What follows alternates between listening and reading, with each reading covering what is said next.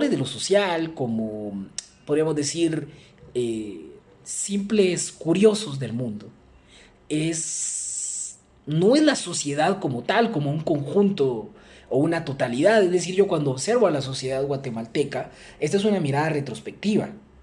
Podríamos decir que es un recurso retórico, una abstracción como tal, pero en un sentido estrictamente empírico, lo que nosotros vemos es el comportamiento individual. Por lo tanto, Max Weber, y me gustaría que aquí hicieran una anotación ustedes en casa muy importante, es que Max Weber desarrolla o basa su análisis de la sociedad en la acción humana individual.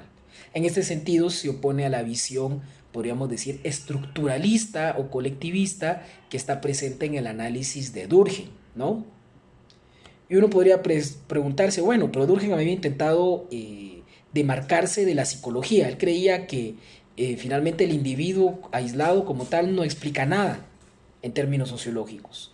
Pues bien, Weber no cree que estudiar al individuo per se implique una especie de psicologicismo, ¿no? Porque él cree más bien que el comportamiento que nosotros vamos a entender como comportamiento individual de carácter social es un tipo de comportamiento que solo existe si las personas interactúan con sus semejantes, ¿no?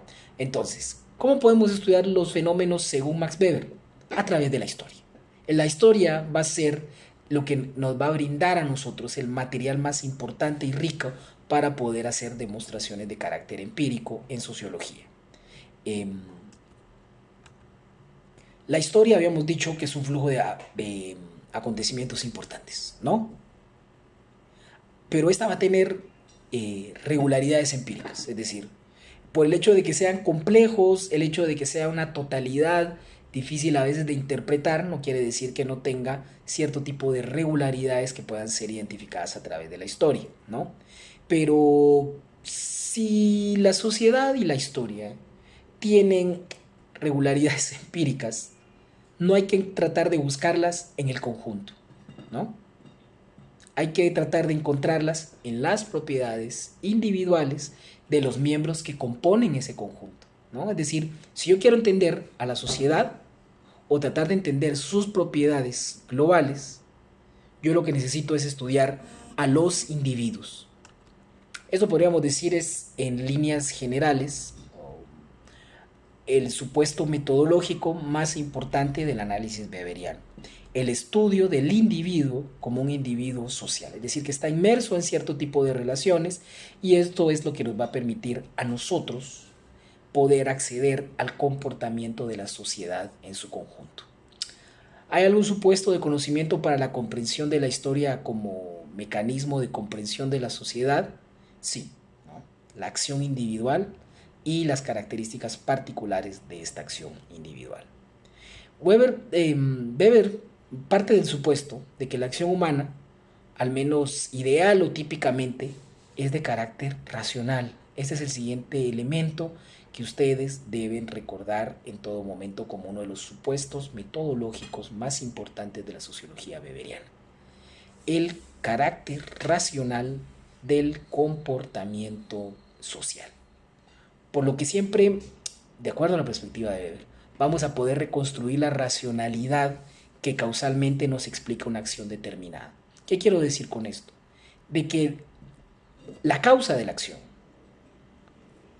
de una acción determinada, siempre va a poder ser reconstruible, o vamos a partir de este supuesto metodológico, de que los seres humanos somos racionales y que detrás de cada acción humana hay un tipo de racionalidad que el investigador social, el sociólogo, tiene que tratar de descubrir por medio de sus análisis, ¿no?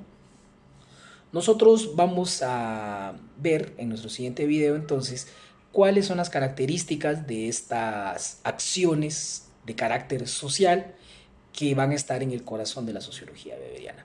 Entonces, en este primer video, solo vamos a recapitular entonces algunas de estas ideas básicas, de que su metodología es de carácter individualista y de que para Max Weber lo importante entonces es reconstruir la racionalidad de la acción y que eso es un mecanismo que nos ayuda a nosotros a poder interpretar la acción humana a través de la historia.